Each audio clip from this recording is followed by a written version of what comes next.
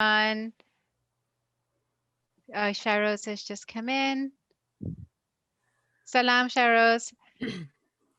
Okay, so everyone, thank you so much for attending our fourth monthly Chai and Chat session.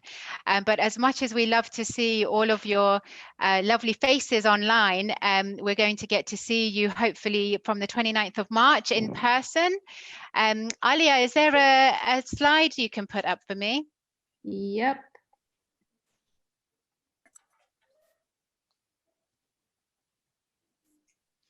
Okay, salam everyone. A few more people just joined, so thank you for joining. I was just saying that we love to see your faces once a month online, but we're so excited, and we know you are just excited as we are, that from the 29th of March we can start riding together. But there are some rules. So those are that the rules are that with British cycling affiliated clubs, we can have club rides and recreational rides in groups of up to 15. So that's from the 29th of March. But if you are riding with friends and family, then from the 29th of March, it is going to be in groups of 6. But that is still a massive improvement, and we're very, very excited, and I'm sure you are as well. But what you must do, please, is register if you haven't already on the Let's Ride platform. So it's letsride.co.uk. And what we will do is we'll send out a link on our WhatsApp group after this call. And the reason you need to register onto that is so that you can get a list of all of our rides. So we do have, we have Breeze Champions as part of our team, and those, I'm so sorry, my daughter's crying in the background. So our Breeze Champions can lead rides, and all of those rides are going to be on the Let's Ride platform. Now Siri's talking to me. So yes, I was saying Let's Ride, register on there, then you can see all of our rides and you can sign up to join those group rides as well. And we wanted to say well done to our beginners who have learnt to ride. And I want to say well done to Ifat and Alia and all of those that have taught these beginners. But mashallah, we have Tahira Qasamanti, Minaz, Nazneen, Zainab Hamir, Zainab Jaffer, Fawzia Teja, and Zara Kesvani, who have all learnt to ride. And you have gone from your first stroke of the pedal to away, and we're very, very proud of you and very excited about riding with you as well. And we've already got 18 beginners who have signed up to learn how to ride or to do those confidence building sessions with us. So if you are one of those, then you will be contacted very soon so that you can also start pedaling away. Okay. And I'll just talk you through some of the key dates that we would like you all to get into your calendars. And the first one is for our annual sportive. Alia, the slides disappeared. If you could get that up when you can. But the 5th of September is the date for our sportive. This is going to be the very first 50-mile Muslim women's sportive. And we will be in contact with more details about the routes and things like that. But what you can do is register your interest now. We have already had 30 people sign up for the sportive, and we're not taking payment. We just want you to register your interest, and we're hoping that the rules will allow all of you to be able to ride, but we don't know exactly what the rules will be. So what we can say is it will be first come, first serve basis, and Evolve members will get priority. So as I say, 30 have already registered their interest, and we will put the link onto the WhatsApp group after the call. So please do register your interest so that you can do your first 50 miles with us, or perhaps you've already done it already, but it will be great fun to have you riding with us. Also, another date for your diary. So in addition to 5th of September, it will be the 22nd of May. And we start our Ramadan 30 days of Rahmah alongside Ramadan, which will be from the 13th of April for a month. More details will follow about what the 30 days of Rahmah entail, or maybe Sadia might be able to talk us through it. Sadia, if you shake, I can see you, so you can shake your head or nod your head. Yeah, I don't mind. Maybe Okay. we could talk about it later. Okay, so we'll talk about 30 Days of Rahmah later, but what I'll tell you now is to celebrate Eid, we are going to have a Eid Mummy and Me cycle-thon on the 22nd of May. Now, this will be in the Hillingdon cycle circuit. We've hired it out, so it will be a completely private event for mummies and for the children, and we have British Cycling joining us, and British Cycling will be running races for children. Maybe some of the adults will have races as well around the track, and it will generally be a really fun and exciting cycling day to celebrate Eid. But we've got food coming from Chaiwala, which you can pre-order. We'll have some free ice cream for the kids, and generally just a really fun Eid celebration that we hope you will join us to. And last date to get in your diaries, rather than you hearing just my voice talking, I will hand you over to Shairoz, who I saw come in a little while ago. Shairoz, please tell us about your cycling club that you have launched. We're so excited for you that you are launching this cycling club, but we want to hear more from you, please. Okay, hi, Assalamu alaikum, everyone. Salam. For those who don't know me, I'm Shairoz, the head of sports, Heydri head sports, and we are known as HNS, yeah, Heydri Nisa Sports. So Mehdia is the vice, and she's gonna tell you all about it. Okay, but really, really nice to see this so many familiar faces, and love to be in your group. You guys are so motivating. I've never ridden before. I'm very excited to join to get effort to help us with her team. Thanks. Mehdi, are you there? I'm here. Assalamu alaikum, everyone. It's nice to finally put faces to names. We've been seeing so much going on in your group. It's nice to actually see everyone.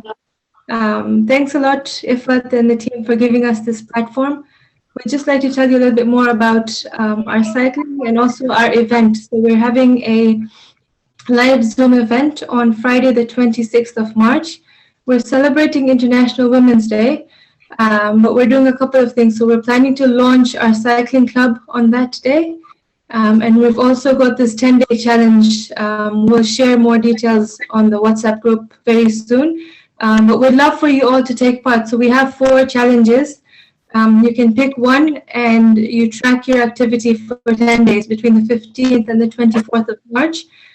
So we've got a steps challenge, we've got a cycling challenge, a fitness challenge, and a rotli making challenge. So you can, I'm assuming most of you would be, joining in with the cycling, but you can choose whichever one you'd like. And essentially with the cycling, you're tracking the distance that you're riding over the 10-day period, and you can submit that to us.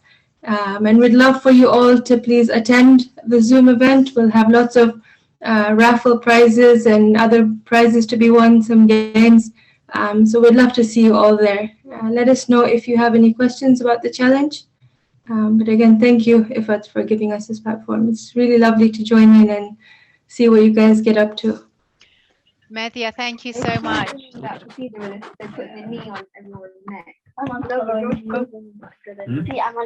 Sorry, we've got a bit of background noise. I was saying, Mehdia, thank you so much for telling us about your event. I'll certainly be there, and I'm sure others will as well. It sounds like a lot of fun. And I saw there the dress code was purple, so it's my daughter's favorite color. So we'll definitely be dressed to the occasion as well. Okay, Alia, if you could move on to the next slide, please. I would like to introduce Chris Bodell to everybody. It's a very special evening for us. We're very privileged to have Chris on the call with us. So Chris is a racer. He's also a bike mechanic. He is a coach. He has coached Ifat for the past 2 years. So everyone that knows how great Ifat is, I think now we know why. And he has ran and organized tons and tons of sportives. And for those of you who were on the sportive with us last year or a year ago, Chris was there as the mechanic. He was there fixing anyone's chains or changing tires. He helped me when I needed help with my bike as well. So we know how great Chris is, and we're very happy to have him here. So if any of you have questions, please do have a think about them, whether you're a beginner or an advanced cyclist. This is a really good opportunity to fire those questions at Chris. You can start putting them through in the chat, or you can ask them yourselves a little bit later. Chris, before I introduce you, I just want to let everyone know that we're going to do a little bit of a test today, but we're not testing Chris. We're testing the knowledge of our Fatima Hassan and our lovely Ifat, because they are going to talk you all through different types of bikes and the tech involved with bikes, like the brakes and the gears and things like that.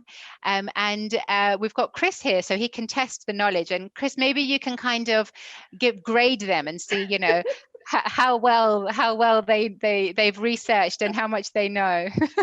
I'll give you all marks out of 10, don't worry. Okay, so tell us about yourself, Chris.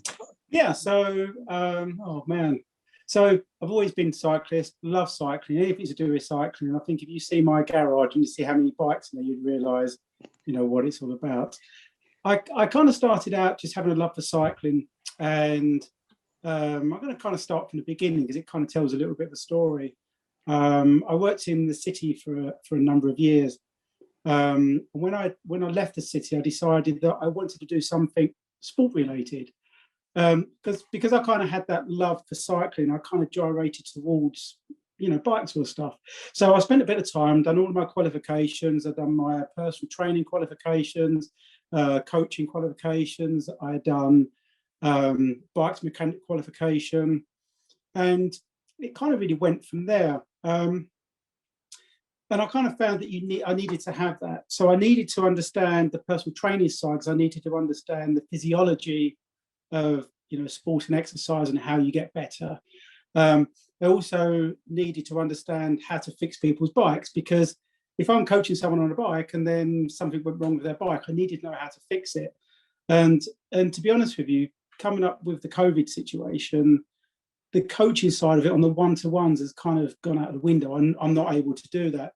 So what I've found in the last, probably, we say year now since COVID, a lot of my time has been taken up by fixing people's bikes, which has been quite good. It's interesting. It's not something that I kind of really set out to do, but, you know, it's been pretty good. Coaching, what I've been doing with people is, because I'm not able at the moment to go out on the road with people, it's doing online training plans, you know, like which you said I've been doing with IFAT for, how long is that IFAT now? For 9 months we've been doing that for? Or actually probably before then, over a year, because it was January. Yeah, it's over a year. No, it is actually. Yeah, it was January last year when we all came to you. And we all yeah. You know, this year has actually flown past. I think I'll be saying it in the COVID year, but yeah. So a lot of it has been online training plans with people, which has been quite challenging, because normally I would like to set people programs to go outside and do things. And you know, if people have issues, you know, climbing up hills and stuff like that, you know, I can sort of teach techniques in the way to attack a hill or to climb up a hill. You said first of all about racing. When I was a bit younger, I used to do quite a lot of racing, track racing particularly. So on the velodrome in Stratford, on the boards, I used to love doing that. But one thing I found, and I'm sure that everybody finds this as they get a little bit older, unfortunately it happens to us all, that I found that as I got kind of older through racing, there's no other way of putting it, but I kind of lost my bottle with it a little bit. So I found it quite sort of tough in some situations. And when you are racing a bike, you have to be really aggressive. Because you're racing literally within 1 or 2 inches away from someone doing, you know, 30 to 40 miles an hour.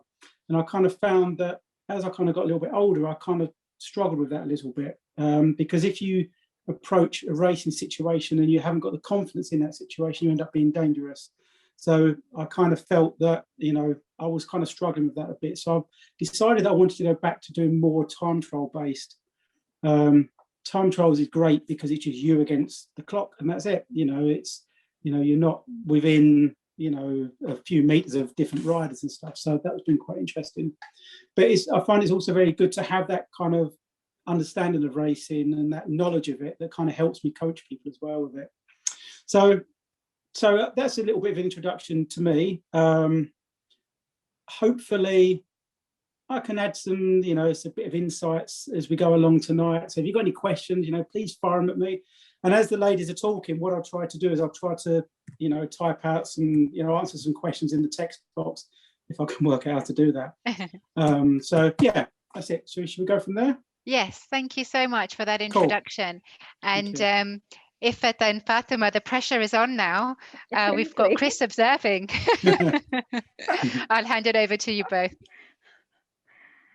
Okay, so disclaimer, no one told me that you're going to be observing, Chris. So like, if I've done the slides, I'm just presenting them. So the content is Oh, thanks. Throwing it back on me.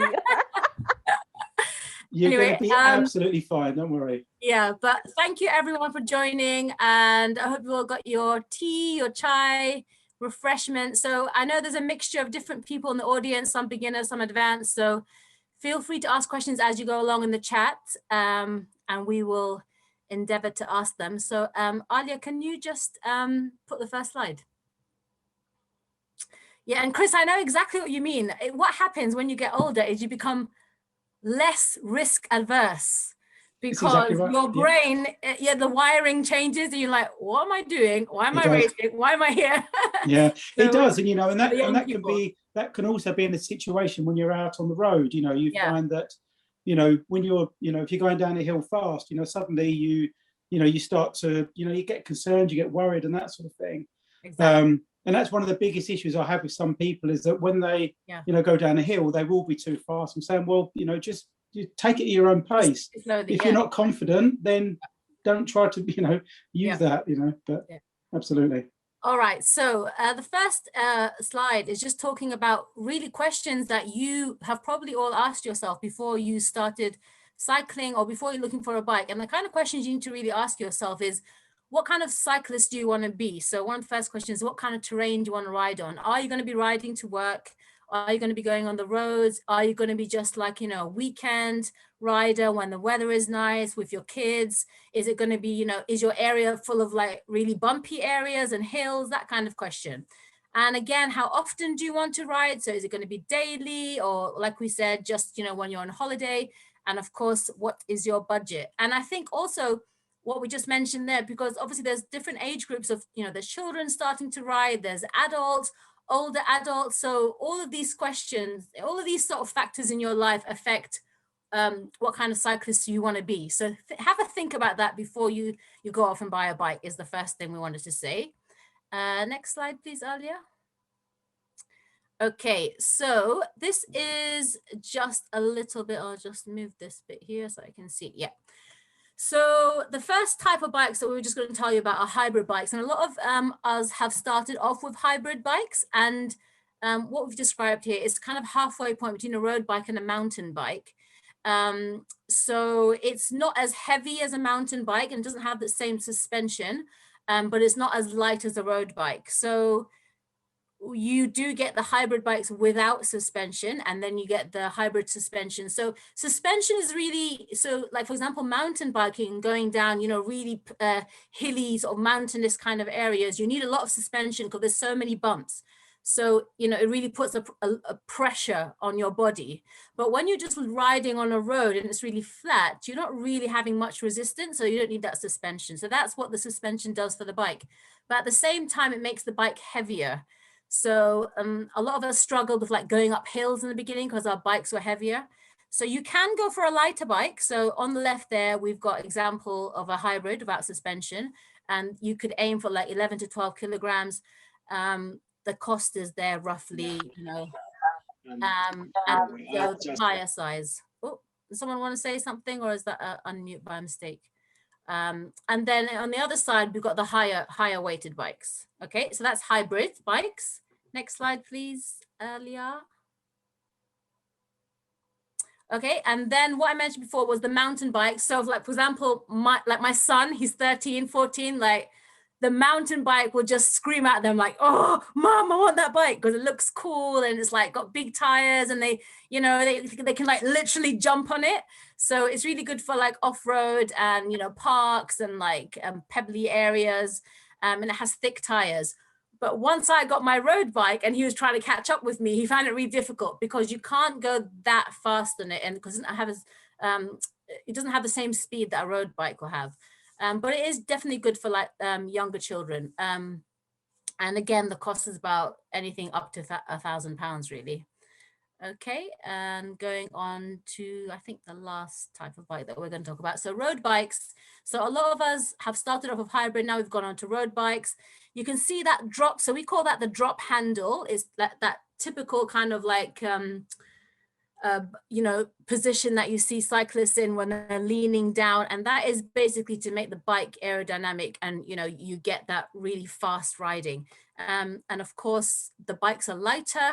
The tires are thinner, so all of that helps you, you know, ride faster and just have a more efficient, you know, aerodynamic ride. So again, cost can vary. Depends if you buy secondhand. It depends if you buy a new bike. Next slide, please, Alia. Yes. So so we said the road bikes usually have the drop handles, but you can actually get road bikes or endurance bikes that are flat handles. So for people that don't like sort of dipping down and using the sort of side brakes, you can have these flat handles. And a lot of us within the Evolve team and members, we have these kind of lighter bikes, sort of made out of carbon, and they have these flat handles. So you have that option as well. And again, the tires vary, but they're still quite thin. Yeah, sorry, carry on, Alia.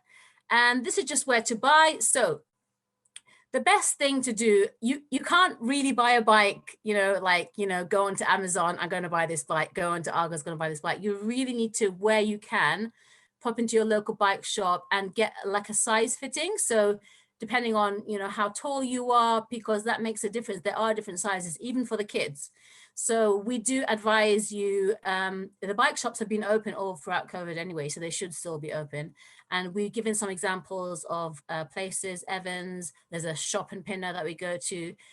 Sometimes you can use like Facebook Marketplace, and, you know, if you know what size and what type of bike you're looking for, you can be really specific and you can go there and look for that particular bike. So some of us have done that. And then on the right there, we've given you some trusted brands that some of us use, like Pinnacle, Liv, which is a branded of bike especially made for women, Ribble, Raleigh, loads and loads of different ones. There are so many to choose from, but you do need to just have a quick look, see what, you know, what you like, basically. And I think that's my last slide, and I'll hand you over to Ifat. Is that right? Yes, the complicated bit, I'll hand you back to Ifat. Anyone got any questions before that, or should we just finish the slides and then you can ask? If you've got any questions, then do put them in the chat. And do you want to say anything, Chris, about? Yeah, I will say just one thing. Because what's happened with Brexit and obviously COVID as well, that buying a new bike is in really, they're quite in short supply at the moment, which is driving the price up. So it's quite difficult to get one. Now, I went into the Giant shop in Radlett just today, Wednesday. I popped in to see the guy there because I need to get some stuff, and I know them quite well in there. And the bike shop was empty. They had hardly any bikes in there. And the reason for it being is that there's just no bikes coming to the country at the moment. There's obviously lots of paperwork, and a lot of shipping containers are being held up in the, you know, in the oceans at the moment. So what's happened, that's just driving the price of the bikes. So, you know, if anyone's looking to buy a bike in the next few months, just bear in mind it might be quite difficult to get what you want. And just be a little bit mindful, the prices are quite expensive. So you made the point about, you know, maybe secondhand and looking on Marketplace and stuff. That's probably quite a good way to look at the moment for it. But say, don't be rushing in and spending 50% more on a bike than what you should do. It might be worthwhile waiting towards the middle of the year and that sort of thing. So. Yeah, that's definitely true. And also they have the scheme in a lot of workplaces where you can pay sort of monthly for your bike. Yes. They take it off. You don't pay, I think, the VAT on it. You don't pay the tax. So if you're a high rate taxpayer, then pretty much you're getting 40% off the value of the bike. That's a really good way of doing it. Yeah. But also, what makes a bike more expensive is the components and how light that particular bike is. And that's something worth considering when you're looking to buy a new bike. Look at the weight, you know, because if you've got a real heavy bike, it's going to be really tough for you. It's, you know, it is going to be. And so this is why I would avoid maybe going into someone like Halfords and buying a bike, because yeah, you get a nice cheap bike, but that cheap bike is quite heavy. And what you'll find is that when you've had a bike, if you rush in and buy an expensive one first of all, what you may well find is that a couple months down the line, you might, as you get to learn a little bit more about bikes, you may well find that actually this isn't quite the bike that I want. So don't go for an expensive bike first of all. Go for a relatively cheap one that's relatively lightweight, and then look to maybe upgrade and maybe sell that one on at a later stage. Good advice. Thank you. Yeah. Okay, if that over to you. Oh, thank you very much. And yeah, I'm quite nervous because actually, before I go on, Chris, I have seen your garage and I know how many bikes you've got there. And I think I counted. Well, we've got an addition as well, because Leslie should bought another one as well. So so that would make about 50 now. Oh man, there's no wall space, put it that way. No, but it is, as Zahra said, a lot of my training and a lot of my strength and how far I've come, it is definitely down to you. So thank you very much. So don't be too harsh in marking, yeah? So Fatima, and obviously I got the fun bit to talk about gears. So clearly said, what are gears? Bits that move the bike. So and they are, when they all put together, they call group sets. So that is basically the cassette, the chain, your brake levers, your shifters. So that's the entire thing that basically moves the bike for you. Now I'll go through different kind of gears available, but I think the starting point is, sorry, I've just got something that's come out on my chat I'm trying to get rid of. Right, sorry about that. Right, so the starting point, you have the, in most of the hybrids, Chris, you can correct me on this one, but I think there is normally Claris, Sora are on normally hybrid bikes, and the Tiagra and the 105 are on the road bikes. Now with gears, it can also get expensive as well. You see, the more, as Chris said, the more money then you want to start spending, you start looking at the lighter components of the bikes and stuff. That's where the price goes up as well. But if you're looking on Facebook Marketplace or in eBay or, and if you see a Shimano, Claris, or Sora, I think that's, a pretty good starting point as well. Next slide, please.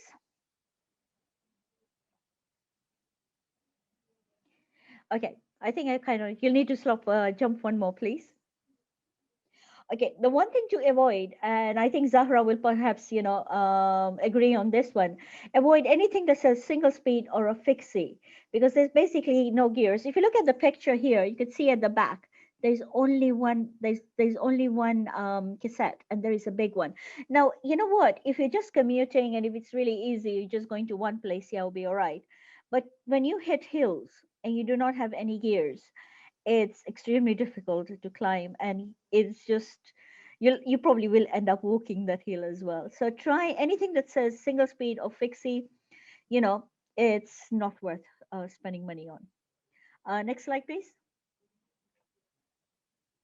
Brakes. These are my favorite words. Okay.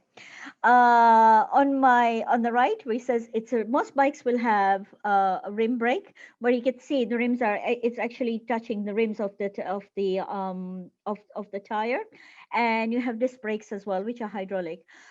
Disc brakes can be, they're a little bit, they're a bit expensive, but I think they're becoming quite common, Chris. Is that correct? Yeah. Yeah, in fact, some brands, I mean, like Specialized brand, he's moving away from rim brakes completely. They're only going to be disc brakes. The way disc brakes work, they're very similar to how the brake on the car would work. They've got brake fluid in, so so you have a reservoir in the shifter, i.e. on the handlebars, and you have a reservoir at the bottom near where the brake is, and it's just oil that goes through, and it kind of creates a vacuum in there, and it clamps the what it does, it clamps the brake pads onto the disc, which stops. The advantages of that is that when you're in wet weather conditions, you get the same braking performance than what you do in dry conditions. Whereas on a rim brake, which is on the left-hand side that you have there, sometimes if it's quite a wet condition, you'll find that they need to get heat through that. you need to get heat through the brakes to work. So generally, if you go for a disc brake, they tend to be more expensive than what rim brakes are. And eventually, I think probably in about 10 years' time, you'll find that you won't buy any road bikes at all without them being disc brakes. Thank you so much. Next slide, please. Okay, so these are some of the bikes that you know, the team and the ladies are are riding at the moment. You can see there are a couple of the Giant Live road bike. There's a track here which I think Siddhi is riding, which is pretty good, as well as a hybrid. The beginners, when you guys were training just now, you had the Rayleigh Strada, which I think a lot of you enjoyed as well. So it's a good beginner's bike as well. There's Cannondale Quick. Pinnacle Lithium, that's a pretty good buy. The Neon, I believe, have been discontinued by Evans, but the Lithium is quite good buy. I think Sadia is riding. So if there are any of these bikes that you want to have information on, do reach out to us, and we can, when hopefully we open up, you can perhaps come and have a look at them as well. Next slide, please. So we did some research to kind of, have an idea to see what is out there. So the Rayleigh Strada that, the beginners, Tyranti and them were riding. So that is, Halfords have them, and they're about 349. Again, I personally think a 13 kilo is quite heavy, and you'll feel that very quickly. The Lithium, which Sadia is riding, it's really nice, and I think she completed her sportive on it. And I think the small weighs at 300 pounds. Decathlon have got a Riverside, which I think Sukaina Merali is riding, but that is about 14 kilos. So that's pretty high as well. There is Cannondale Quick, which Soraya is riding as well, and the Trek FX.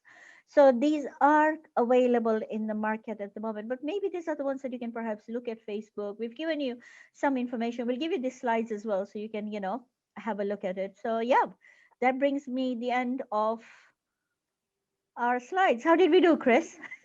I thought you'd done absolutely amazing. You're brilliant. You're very good. All the training, right? It has paid off. No, that was good. One thing, this is talk from experience, because my wife Leslie, she bought a bike from Decathlon, and I'll be honest with you, I was a little bit kind of anti-Decathlon first of all, because I thought, well, they kind of sell everything to do with sports. How can you be a master of everything? And I was amazed at how good they were on their bikes. They have very good components on their bikes. Their bikes are quite relatively cheap. So, if you went into Decathlon, you spoke to somebody, I think that you're going to get good service from them. And in my opinion, they always put good components on their bikes as well. And the components are, quite an important factor on a bike, like Ifat was saying. So definitely worth giving someone like Decathlon a look if you're looking to buy a bike. Well, thank you very much. Sorry, I'm sure some of you may have some questions, and do feel free to unmute yourself and ask the question, or you can just use the reactions icon to put your hand up, and we'll make sure that we ask those questions. And it really is, as I say, a great opportunity to grill not only Ifat and Fatima, who have done a lot of research and know a lot, but also Chris as well. So please do ask anything that you want to.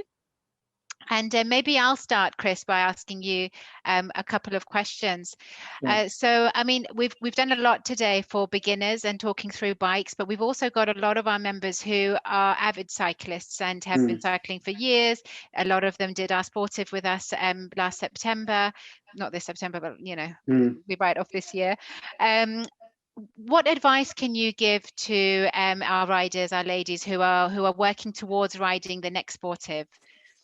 Right, I call it the 10% rule. Now, what that is that if you're looking to build up to a 50-mile sportive, and at the moment, the maximum you're doing is 10 miles, the worst thing you can do is go out and say, okay, let me see how close I can get to 50 miles, because you're going to get to a situation where you're going to get really tired, and you're going to hurt, and you're going to need a lot of recovery. So when I say the 10% rule, what I mean is that if your maximum ride you've done is 10 miles, do 10 miles one day. The next time you go out, do 12 miles, and then keep adding 10% onto that until you get to the distance. Because what happens is, if you think of the way that our muscles kind of develop, what you need to do is you need to fatigue those muscles, okay? You need to, and it sounds pretty brutal, but what you're doing is you're particularly tearing muscle fibers. But when those muscle fibers grow back, and when they repair, not grow back, sorry, when those muscle fibers repair, they repair stronger. And that's what you need to do. That's how you need to get to that next level. So if you keep on just gradually chipping away and doing an extra 10% each time till you get to your distance, then you'll be there. But what you need to do is you need to plan it. You need to think, right, okay, that I want to do 50 miles in 3 months' time. Okay, draw yourself a little plan to how you get to that. You know, don't leave it to the last minute, because it's all you're doing, just setting yourself up to fail. That would be my one advice with it. So since we've got you and you're such an expert, which you are, how about you? Could you do a plan for us? Would you help us? Yeah, absolutely. We can do that. The hardest bit with doing, sometimes we're doing a multi-plan for people, is that everyone starts at a different kind of level. Now, if everybody, say you're going out in groups, which obviously no one's doing at the moment, which is a bit of an issue, and it may help when you all come back together, but you run the risk if you all go out together, then what happens is everyone kind of plateaus, because they all develop at the same sort of pace. So it means that nobody kind of gets, ahead of each other. So you always, you find that people plateau, their fitness level plateaus. And when your fitness level plateaus, you need to mix it up a little bit. Sometimes you need to do a different sort of type of training. So I can certainly put plans together for you guys that would say, okay, this is what you need to do over a period of time, or this is what you need to do to get to a 30-mile sportive or 50-mile sportive. But it is quite individual. But absolutely, yeah, I can help with that. Thank you. And we've got a question from Ifat.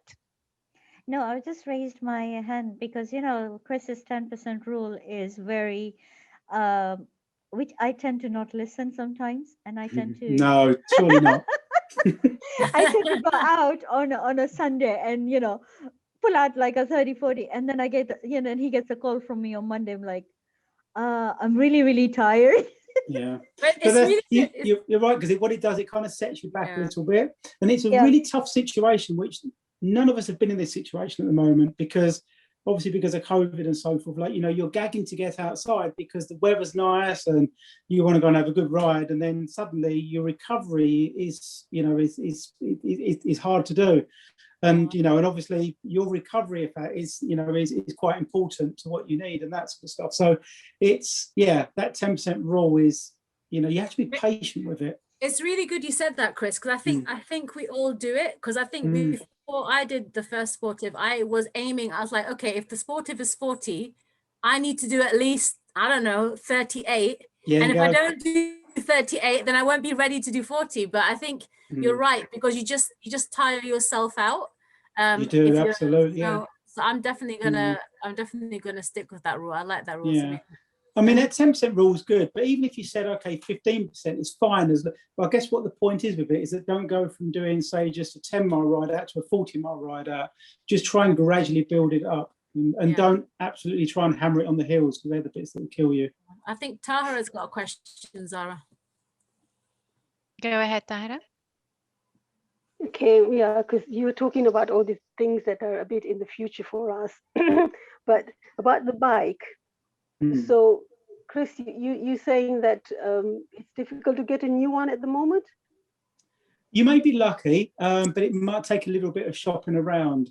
Talking to lots of people in the industry at the moment, everybody's telling me the same story, that we're struggling to get bikes. And you may be able to get bikes secondhand if you can't get a new one, but just be a little bit wary that the price may be a little bit elevated. And that's a really difficult thing for me to say, because you may not know where the starting point is.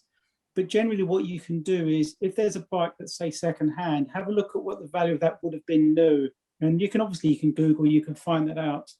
But there's people that are taking advantage of the situation and really ramping the price of bikes up. So just be a little bit mindful, and don't always jump to the same thing. Ask for a bit of information as well, a little bit of help. And I've certainly got no problems in helping you out there. So, but you have bikes on sale, second-hand bikes? well, my wife keeps telling me that we've got to get rid of some bikes, and we've got a Well, couple of if you bikes. sell, then let us know, Chris, and Yeah, no, I will we'll do. bring people around to Absolutely, your house. I will do, and I would. You have a yeah, market. I would do. Yeah, no, I would do, and that sort of thing. Oh, but no, but so no, I don't, it's not something I generally do. Is about selling bikes. That's not what I do. But you know, I can, if there was a situation when I knew that someone was selling a bike, especially like a small bike for ladies, then I would do. But actually, it's quite a good actually thing to talk about this, because the difference between ladies' bikes and men's bikes. Generally, we know that the crossbar is angled. Well, you may not know, but generally the difference in a lady's bike to a man's bike is the crossbar is generally angled down slightly. And that goes back to many years ago when ladies wore big long dresses. They needed to get over onto a bike. And it's so a lot of ladies now will actually use men's bikes. And a lot of bike manufacturers don't actually differentiate between ladies' bikes and men's bikes. They just sell bikes. Generally, what happens is men's bikes are bigger. So if you looked at, say, a lady's small bike, the crossbar may be something like 47 centimeters long, whereas in a men's small bike, it may be 50 centimeters long, and it will change by a sort of brand. So don't worry too much about it needing, it doesn't necessarily need to be a lady specific bike. It just needs to be the right size bike for you. If that kind of makes any sense. Chris, I think it's a good opportunity to talk about bike fit. Mm. And maybe I'll just introduce it a little bit. So what Chris does is he comes and he will do a bike fit for you if you have your own bike, and it might be the right size for you, but actually you might need the handlebars to be moved a little bit forward or up or down, or the seat, and several other things which Chris will give a bit more detail about. But I myself did a very long ride on my current bike, and I had a lot of pain in my arm, and I couldn't figure out why I had that pain. And it was only after I booked a bike fit in with Chris and he adjusted the bike that it felt a lot more comfortable for me, and alleviated all of those issues that I was having. So I personally would definitely recommend it. I know Ifat has, and Fatima's also had bike fits done from Chris. So Chris, talk to the ladies a little bit about what that is. Yeah, no, that's a really interesting point, because most people don't really think about, you know, how a bike fit kind of works. But bike fit basically means that we get that bike and we make the adjustments for yourselves. Now, a bike fit comes in two different ways. So first of all, we look about making you comfortable on a bike, which is obviously really important, right? Like you said yourself about maybe the pain you get in your wrist. It could be a pain on the saddle because maybe the saddle's angled up slightly or maybe angled down slightly. So the aim of a bike fit really is really for three reasons. The first is injury prevention. Now, the reason we say injury is not like maybe necessarily falling off a bike, but an injury may be that you create maybe a muscle strain because, you know, maybe you're putting too much pressure on one of your wrists, or, you know, or maybe the saddle's too high, so you're causing an issue with your hips. So the injury prevention is one of the key things. Second thing is the comfort, because you have to be comfortable on a bike. If you're not comfortable, you know, you're not going to be able to do that 50 miles. And the third one would really be about the type of rider that you are. Now, someone who's really flexible, you know, has got maybe quite a good strong core, can be in a slightly different position on a bike to somebody, you know, who's maybe not as, you know, as not as flexible. And like, for example, if I had someone who was racing a bike, they need to be as an aggressive position, like a really low down position on the front of the bike, so they can get nice and aero, you know, as an aerodynamic position. But whereas someone is just going out for Sunday rides and doing sportives, they don't want to be in that position because it could be uncomfortable for them. And it's quite important to get that right. And that will go on to the size of a bike as well, because now, just to give you an example, I'm only 5'6". I'm quite short, really. But the bikes I've got a 52 centimeter bike, I've got a 54 centimeter bike, and a 56 centimeter bike, which pretty much means a small, medium, and large bike. But I can fit on all three of them. Now, all those three bikes are used for different things. So my bike that I've got, which is a large bike, I use for racing on. And the reason why I use that one for racing is because I can bring the front end of the bike down lower, which means I can have lower handlebars on it. it's a quite an uncomfortable position for me on the bike, but it allows me to get in more aerodynamic position. So, you know, if you jump on a bike, first of all, and it feels uncomfortable, you know, we can help get you in a comfortable position on that bike. And one question I've done for me as well, because I had I think what was my main issue? I started to get numbness in my feet when I was riding, and it was all to do with the positioning. Because when you change the positions of the saddle, and I don't know what else you did, but it went. It was amazing. I think we changed everything we possibly could. Yeah. Yeah. Okay, we've got a question from Soraya. Hi. So Chris, I was quite lucky. I was able to buy my first bike from Facebook Marketplace. I got a Cannondale Quick for about £120, and I've probably spent lots of money on servicing and changed the tires, changed the saddles, but made it work. If I want to go to get a race bike, how would I go? A road bike? How would I go from hybrid to road? Where would I start as a first road bike? The difference really between a hybrid bike and a road bike generally is the type of handlebars that you have. So there's other ways around it. What you may be able to do is just to put drop handlebars on that particular bike. Sometimes that potentially can be a cheaper option. Having said that, there's a little bit of caveat to that at the moment, because not only is there no bikes around, there's also to buy components. They're quite few and far between, and they're really expensive. So there's one way you can do. If you think about a bike being a frame, 2 wheels, and a group set, like if I was saying earlier on, you can change anything on that bike. You know, it's not like a car where a car is a car. A bike is made up of different components put together. So what you could do with that is, to save you a bit of money and going and buying a new bike, you could upgrade the components to make it into more of a road style bike.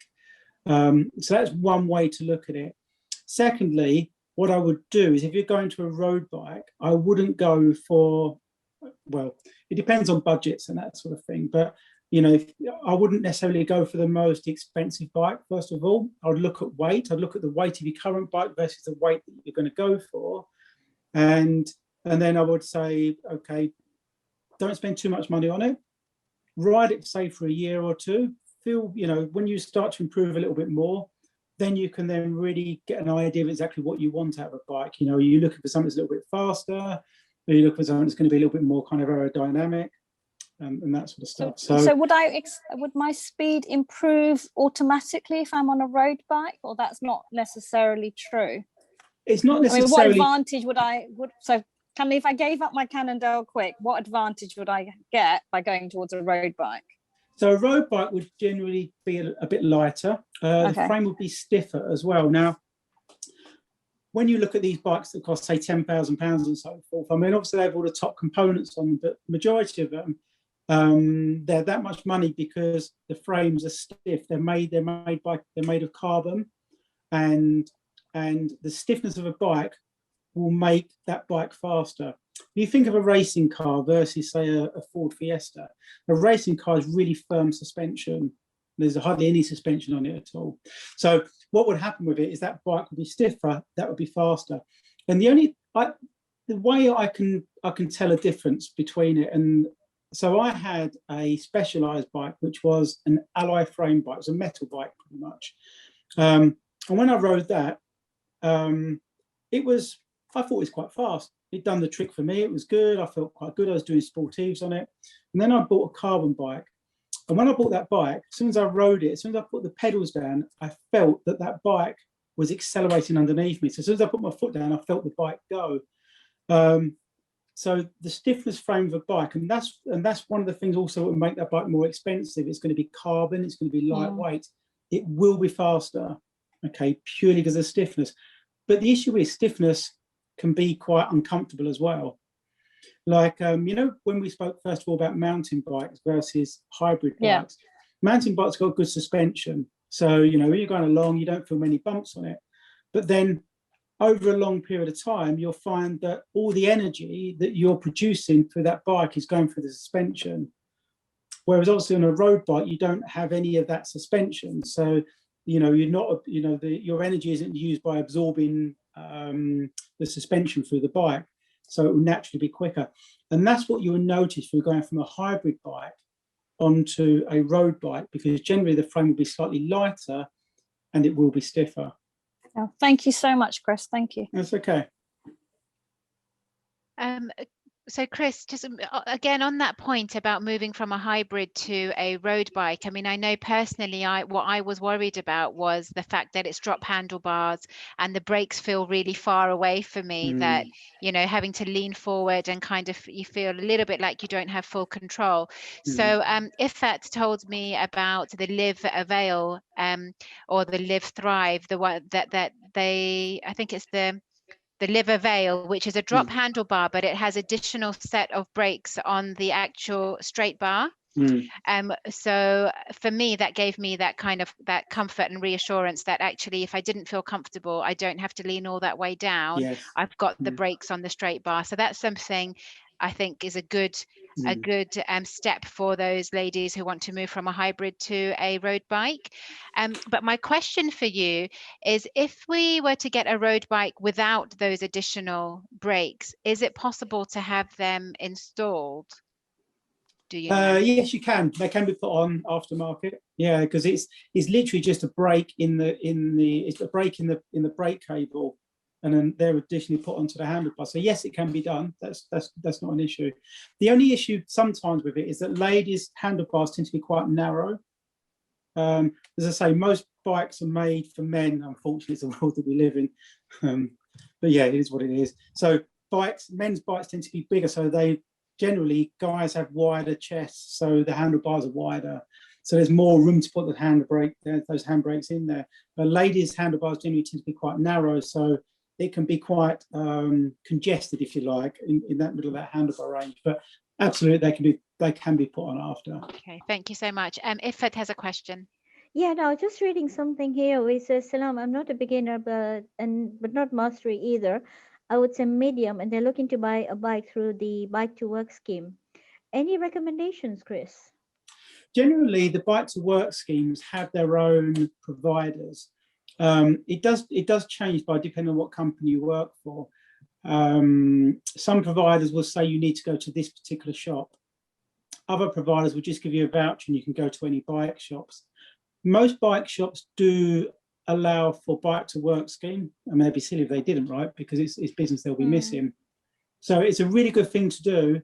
But however, just that your bike at this particular time may take longer to arrive because of the situation with Brexit and so forth. Actually, that brings me on to my second question. Is, there is these vouchers that they've been going out. The government is giving out, I think £50 for for repairing the bikes.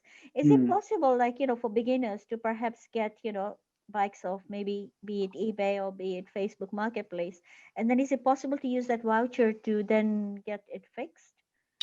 The problem is with it is it was a little bit flawed from the beginning, this scheme that the government had, and it didn't really help bike shops, because what was happening is people were bringing bikes in from their garage that haven't been ridden for 10 years and brought them into a bike shop and said, can you fix this for £50? And the bike shop was saying, okay, we can fix this, but it's going to cost you £100. So the £50 voucher can come off of that. So what happened was, when we had a situation where there was lots of bikes coming in, all the bike shops got really inundated. They had big backlogs of bikes that needed servicing and so forth. And the government weren't giving that £50 voucher to the shop till months down the line. So bike shops needed money straight away, like most businesses did when COVID, sort of first hit.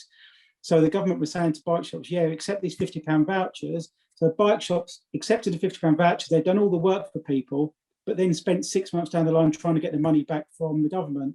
So a lot of bike shops, in fact, probably about 90% of them turned around and said, you know what, we're not going to accept these vouchers anymore. So you'd be very lucky if you find a bike shop that will do that. But yeah, it is there, but it's not really utilised that much because bike shops don't want to accept them. No, thank you very much. And when is what bike starting at Giant? Oh man, I've got no idea. No idea at all. They haven't even asked me yet of when I could go back to do it. But and realistically, I can't see it being until probably midway during the year when everything kind of opens up. whether they start up again, I'm not really too sure. Hopefully they do, but yeah, we'll see. Okay, thank you, Chris. We've got one, I think possibly a last question here, and it's from Sidi. She's asked in the chat, Chris, how often do I have to service my bike, and what does a basic service involve, and how much should that cost, please? So a lot of bike maintenance and service really depends on how somebody looks after their bike. Now, if you went out on your bike each weekend and you come back and you cleaned it, you put new lube on the chain and that sort of thing, and really kept it nice and pristine, I would suggest you probably only need a service maybe once a year, and that's going to be quite a basic service. A basic service generally, and you have to be a little bit careful about what some of the bike shops do on this, because there's how many people have had their car in for service and it comes back and you think, I've just spent like £200. What have they done on that? What have they done on the car? Well, the same thing happens on bikes, but generally a basic service should be, taking some of the components off, like taking the chain off, checking it for wear, checking the rear cassette to make sure that's not worn, making sure the brakes are working correctly. Do you need new brake pads and so forth? Generally, a basic service will cost you something like about £50. I would suggest that if you went for a full service, and a full service is where all the components be taken off the bike, they'd be cleaned, they'd be re-oiled, and bits would need to be replaced where necessary. That sort of service is probably going to cost you anything probably between £100 and £140 with parts on top of that. And it's just, I guess, really, it's just like a labour. It's the time it takes the bike shops to to fix the bikes in that respect. But generally, anywhere between say 50, maybe 110. Yeah, and that's it. Okay, I think Thank you. Unless there's any further questions, I think we'd like to say thank you. Sarah's got questions. Sarah's got a hand up. Okay. Hi, Chris. Hi. I just wanted to know, how do we store our bikes? Do you hang them up? Do you have that little clippy thing where the tire goes up on the wall? I'm struggling to store mine, my husband's, my kids, all in one shed. Yeah, that's good. That's a good point, actually. Generally, I use these little kind of brackets that hang on the garage wall, and then I just clip the front or the rear wheel into it, and they kind of hang against the wall. Something like that is pretty good. I'd probably suggest, if you've got multiple bikes, like which generally people do because they maybe got your husband's bike, your bike, the kids' bikes, try not to stack them against each other. Because what happens, especially with kids, because what they do is they push the bike against yours, the handlebar goes through the spokes and they just yank it out and it causes damage and so forth. So those little things that you were talking about, brackets that go on the wall, are a really good idea. I'd probably do that. You can buy bike stands as well, where I can't think what you would call them, but they're where the front wheels kind of just clip into. So they lay along the floor and you just put the front wheels into them. They're about 4 or 5 long. They're pretty good, but if you've got really expensive wheels on the bike, then you want to be careful they don't sort of ruin your spokes and so forth. And if we did do a ride and we left them out, is it okay to leave them out in the rain for a night or two, or is that? I definitely would avoid that. Similar to if you ride the bike and it's wet outside, when you come in, dry it off. Because as soon as you leave it outside, you will find that you get rust spots and that sort of stuff, and also rain will start to penetrate into the bearings, and obviously that's the sort of thing then that you need to get replaced over time. Yeah, when I do sort of bike services with people, my worst nightmare is when someone keeps their bike out in the garden. Because what happens is it comes in and all the components, a lot of them are seized up because it hasn't been used for a couple of months over winter, and you find that the tires end up being cracked because they're perished. And the thing is, if you don't look after your bike, it's going to cost you more money to service them. So definitely a little bit of TLC is probably worthwhile with that. Okay, I've just had a final question come through, Chris, and it's about rust on the chain. So is it okay to use Coke or Pepsi to remove the rust? And if not, then what would you recommend? That's not going to do any harm. Like the rust spot is just happening because obviously you're getting water on that chain. It could just be because obviously it's damp in the garage and that sort of thing. What I would do if I see those rust spots, I would get some degreaser, maybe some WD-40 in a cloth. And what I would do is I would just wipe it all over that chain. But what I would do is after that, I'd always put some lubricant on it. It actually brings me to actually quite a good point, actually, which I was thinking I should have mentioned earlier on around about the maintenance of a bike. But the chain should always be have lubricant on it, because it's a moving part. So whenever it's a moving part, it needs to be lubricated, which is exactly the same way you put oil in your car. So what I would do is make sure that chain is lubricated. You get, I don't know if anyone has really come across it, but you get dry lube and you get wet lube. Yeah. Now, the dry lube is more safe for summer conditions. You would use that when it isn't wet outside. And the reason for that is because when you get that dry lube on the chain, as soon as that chain gets wet through the rain, it's just going to come off. It will just literally strip off of the chain.